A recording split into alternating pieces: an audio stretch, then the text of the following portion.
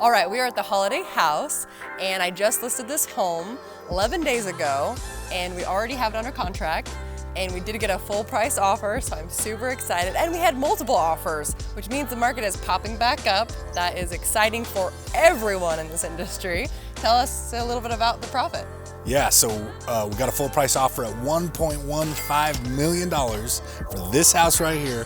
And that puts us at about $80,000 in profit, which we're super excited about because this was a nightmare. So if you can take on a nightmare and still make 80,000 bucks, it's a good deal. Let's go take a look at all the weird things we had to fix. Come on. So before we even go inside, I want to talk to you about some of the stuff that we did out here. So first off, when we bought this house, the siding was like an ugly baby blue color. One of the first things we did was paint all of that white. Now, this house was all that baby blue siding, and we wanted to break that up a little bit. So we replaced the boring gingerbread columns with these nice shaker columns. We did an accent wall here on the exterior, this whole wall. We actually ordered alder, and by the time I noticed that we didn't receive alder, this is actually pine. We paid for alder, we got pine. It was already up and stained before I caught it. So rather than tearing it all back down and causing a big fuss and then having to pay to have it put back up, we just left it pine. So, you know, this house has been full of a lot of just hoops to jump through like that and frustrating little tiny mountains to climb. And so, you know, here we are at the end of this thing and I am just exhausted. Let's go take a look at the rest of it. Huge transition in this kitchen. I mean, you should have seen it before. It looked like a time capsule from the 90s. And all of this was designed by Maylee. So why don't you walk us through what you did in the kitchen and the improvements that were made? Yeah, well, I mean, first off, this was a really, really funky fridge. I have no idea why. And honestly, even though some weird things we found after we pulled it out, we still don't understand why they did this. So as you'll see in those before pictures, but basically the fridge was like this. So it was like pulled out and twisted, and then not just twisted so you could see the whole fridge, but it was framed in like that. When we got rid of everything, there's actually a window behind the fridge. If you know why somebody would, you know, structure their home like that, put it in the comments below, because I actually am dying to know why you would put your fridge on an angle like this when you have so much counter space on this side. Really weird, really funky, but we did fix that. It'll feel so much bigger this way. It's not cutting off the flow of the kitchen for any reason, right? So that makes it nice. We were able to put a double oven. Unfortunately, we can't get any of the really high-end appliances right now, or they're like a year and a half out. So Samsung is the nicest you can get right now on the market and still have it installed within the next 6 months. So that's why we went with Samsung. All the appliances are Samsung, and it does make a difference on appraisal, believe it or not. So if you're wondering if you should flip the bill, what to get a nice, you know, to put in nice appliances, the answer is always if you're in a high-end luxury home. And then we were able to go with the white shaker. And again, shaker is more of that farmhouse feel, and it is super popular right now. It is a custom shaker, so these aren't just the shakers from like Home Depot or Lowe's. Truthfully, you can actually get a custom shaker like this for a similar cost. So really, why would you go to a Lowe's or a Home Depot if you can actually get them custom done like this? So I would highly recommend getting a custom build if you can, just because you have so many more options. For instance, you can have the build out of trash cans, right? There's 2 of them in here. Like, all of those are just little details that make a huge difference for the functionality of the kitchen. Now, there were a few things that we had to tackle from a construction standpoint that I want to go into. One of them is the ceiling. So this original farmhouse was built probably in the 1920s. It's been added onto twice. And over those years, you know, I'm sure a lot of things have happened. One of the things that did happen that we found out after we bought the house is there was a fire in this kitchen. Now, luckily it didn't consume the whole house. There's a little bit of fire damage in the attic, but one of the things that they did to protect against future fire problems in this area was they double sheetrocked this room only. Now, when we bought this house, there was a wall right here, right where this beam is, and a wall here with a little doorway, so the kitchen was its own room. We removed those walls, and when we did that, we realized that the ceiling in here was about a ½ inch lower than the ceiling in the surrounding areas. The options that we were looking at were, number one, we could tear down the sheetrock in the kitchen and resheet the entire kitchen ceiling. That was gonna be expensive. Obviously with fix and flips, you're on a budget, so we wanted to go with a little more cost effective, something that gave us a little more bang for our buck, right? Because you'd never know if you just tore down the ceiling and resheeted it, but it would cost a lot. So we decided instead that we would accent the other walls. So in this area, our solution was we put shiplap on the ceiling back to this faux beam here. And then to cover the difference between this sheetrock level and this sheetrock level, this faux beam was added. Now to keep that consistent, we added 2 more faux beams throughout the living room area so that it looks like one uniform open space. Now, one area where you can really tell that that's true is if you focus right here on the beam, you can see that that side of the trim is lower than, the left side of the trim is lower than the right side of the trim. Okay, I wanna show you guys what we're working on downstairs because we have an incredible... There's no stairs there anymore, babe. We moved them. We moved the stairs. They're over there now. This is now a pantry, and what we ended up doing was eliminating the staircase that was here because it was a death trap. And we moved it over to the living room. All right, so this is where those stairs used to come down into the basement. We're standing right below the pantry and the kitchen. You would enter from here, turn a sharp 90 degrees, come down, jog a little bit to the left here and have to, exit the stairs. This was not only hazardous, it was a little bit of a joke. So we eliminated that like we talked about. We moved the stairs to a different part of the house, and we actually wanted to use this space as livable area. The problem is this part of the foundation is about 7 inches higher than the rest of the basement. Now, we had someone come in and bid to make it all level, but the problem is they measured, this is about 4 feet of concrete that they would have to tear out and then re-pour. It was tens of thousands of dollars, and that just didn't fit into our budget. Which makes me wonder, why would they need 4 feet of concrete right here? I'm wondering if they buried dead bodies or something, or maybe it was the people that actually tripped down their hazardous stairs that they made that they buried under this concrete. I guess we'll never know. Unless we can get that cool piece of tech from Jurassic Park where, they shoot a wave into the ground and can see all the bones. I want that. We need that for here. Hey, Mitch, notice anything unique about this kitchen?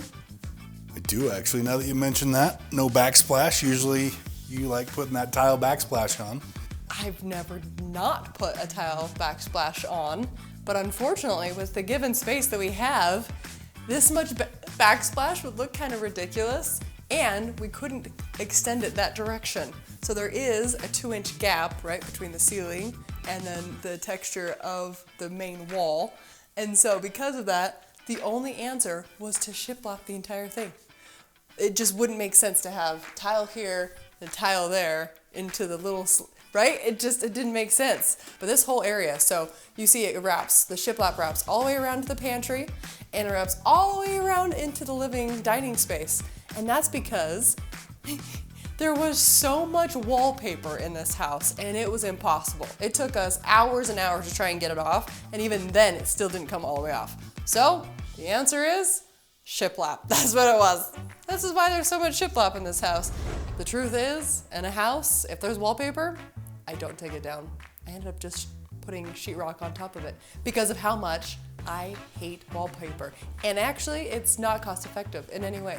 But I can't even find somebody. No one wants to take down wallpaper. Not anyone. I even bribed my kids to try and take down wallpaper at the last house. And I gave them 4 hours to do it, and they ended up giving up in an hour. The problem with old wallpaper is it gets sticky, and then it doesn't come off, and then it just sticks and sticks and sticks, and it doesn't come off. End of story, it's the worst. So there you go, wallpaper, hence shiplap. So this master bedroom actually was one of my favorite pieces of this house. This wall didn't used to exist. This was a hallway that led to 2 separate bedrooms. So this bedroom here, which is now the living quarters for the master suite, was one of the bedrooms. And then this area here was a second bedroom on the main floor. We decided to eliminate both of those bedrooms, combine them rather, and now we built this wall so that it's kind of an entrance to the master suite. Now you have this cool vestibule that you can come in. It's a great spot for a dresser. We have the living quarters here. We've got the closet, a big spacious walk-in closet, master walk-in closet, and then an incredible ensuite master bathroom. And it just turned it into a really cool space. Basically, this whole main floor is the master bedroom and the kitchen, which I love. Man, the staging they put in these rooms always looks so friggin' comfortable. I think I'm just gonna hang out here while Maylee's in the bathroom. Oh yeah, that's awesome. All right, so when designing a bathroom, some things that I would highly recommend is making sure you measure the width of the entrance, because this isn't a custom door. We actually just grabbed this from Home Depot.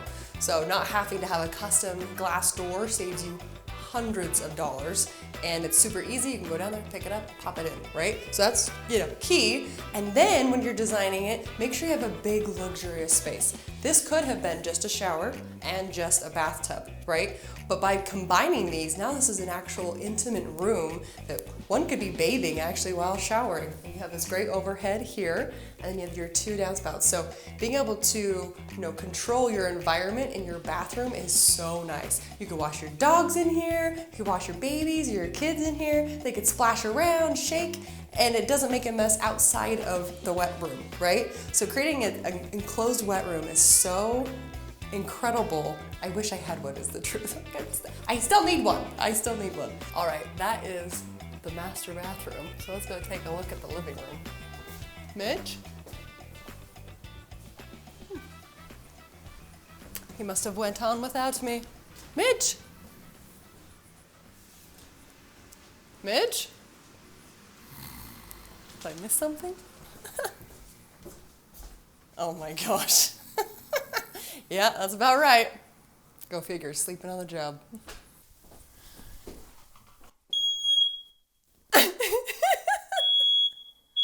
It's one way to wake them up, right?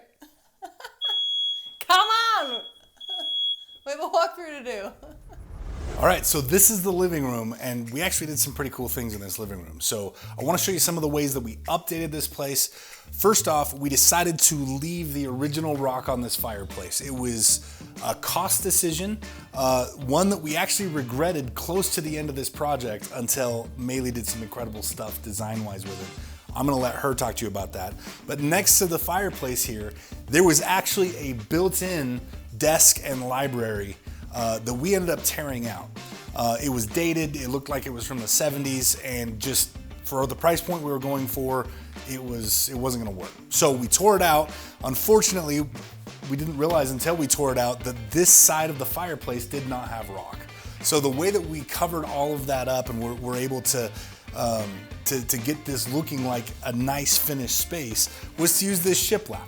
Shiplap's actually about as expensive as sheetrocking, this area, and we were able to do it without having to mud a whole lot and get into the real nitty gritty of sheetrocking. Shiplap is a fantastic way to hide some crimes, and that's exactly what we did here. But I do think that this living room turned out incredible. And Maylee, why don't you tell us about what you did with the fireplace?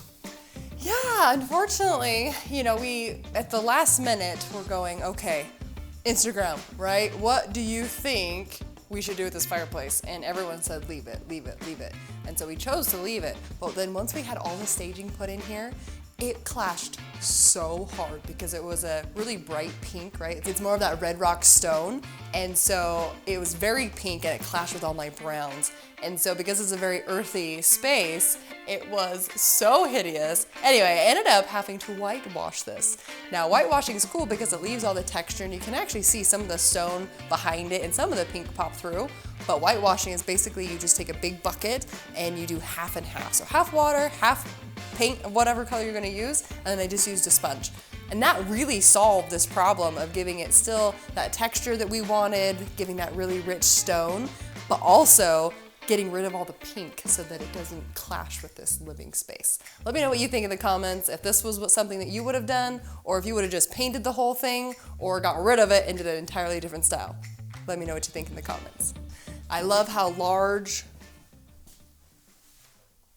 oh my gosh.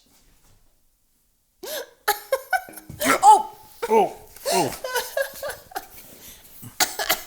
Good morning. Come on, let's do this. So being able to solve the problem by moving the staircase here instead of in the pantry area, really opens the space up. Normally when you walk downstairs in a 1950s or before home, it's so dark, it's so dingy. I mean, you're ducking your head the whole time. The stair treads are too small.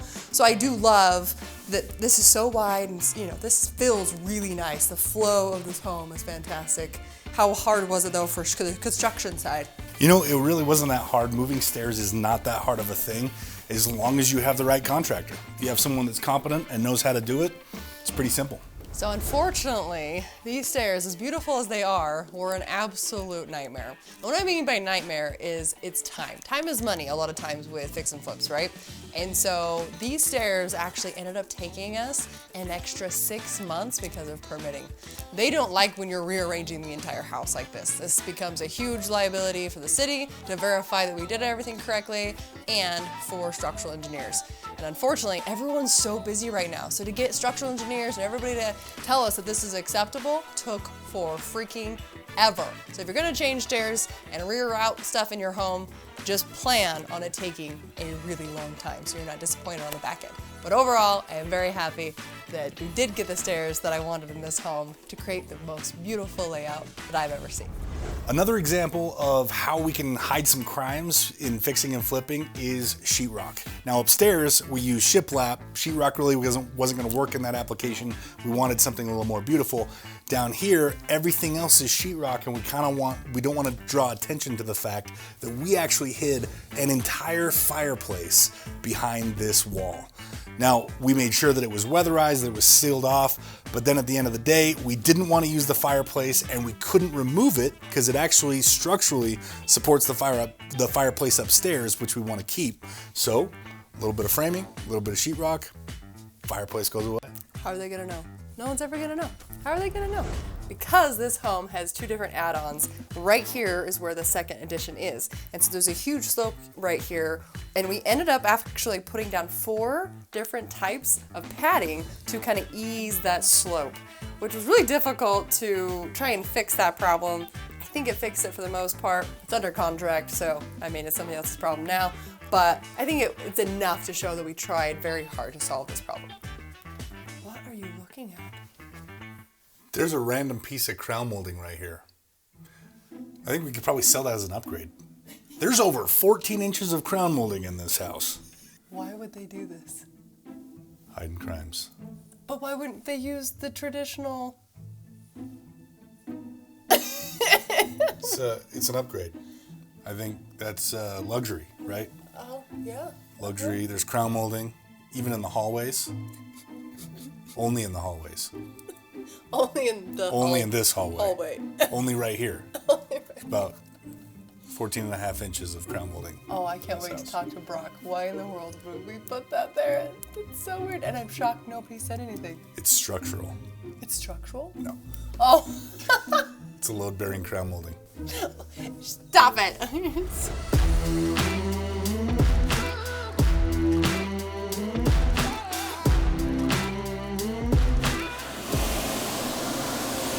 Sorry, there's a flood in here. How do you turn this thing off? No. Huh. Thanks. So we actually remodeled this entire end of the basement. It used to just be storage area, concrete walls. We turned it into 2 bedrooms. Now, there was a walkout into the backyard right behind this sheetrock here. We ended up making that just an external storage area. So you can't access it from inside the house. It didn't make sense to put 2 bedrooms in. We couldn't figure out how to make that access work. So it's just an external storage area. It actually has the furnace for the downstairs inside that storage area. Now, we did have something, a little bit of a bummer happen the other day. The condensation pump failed, and all of the condensation from the furnace leaked into this room. So we've got these fans here. We're trying to dry out the carpet. We're going to steam clean the carpet before we turn this over to the buyers, which happens this Friday. It's Monday right now. It's happening in about 5 days. So we're drying it out. We're getting it clean. We're getting it ready to sell. Hopefully that problem doesn't happen again. All right, guys, that's all we've got for you in this episode. This was an amazing flip. We're gonna end up making 80 grand on this house. We definitely earned it. This was a lot of really hard work. We had to jump through a lot of hoops, But you know what? At the end of the day, we're closing in a couple of days on this thing. We're gonna be done with it and out of here on to the next one. I'm excited. Now, if you wanna learn how to do what we do, be sure to check out our website at flippin.education. And if you're so inclined, make sure that you like, subscribe, ring that bell. Make sure you tell all of your friends if this was helpful in any way, or if you liked the design, or if you learned something. Make sure you share it with your friends and tell us in the comments what you think about what we did here in this experience. And I guess I'll see you on the flip side. Bye.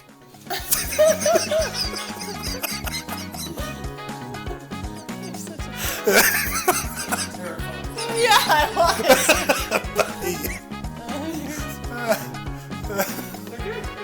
Bye.